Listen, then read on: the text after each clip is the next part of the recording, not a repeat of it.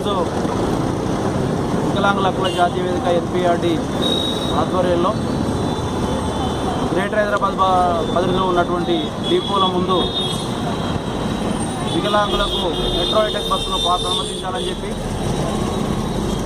అదేవిధంగా ఆర్టీసీలో ఉద్యోగ నియామకాల్లో 3% రిజర్వేషన్లు అమలు చేయాలని, బ్యాక్లాగ్ పోస్టులను వెంటనే భర్తీ చేయాలని చెప్పేసి 40% వైకల్యం కలిగినటువంటి వికలాంగులందరికీ బస్ పాస్లు ఇవ్వాలని చెప్పేసి ఈ ప్రధాన డిమాండ్లుగా నిరాహార దీక్షలు నిర్వహిస్తూ ఉన్నాం.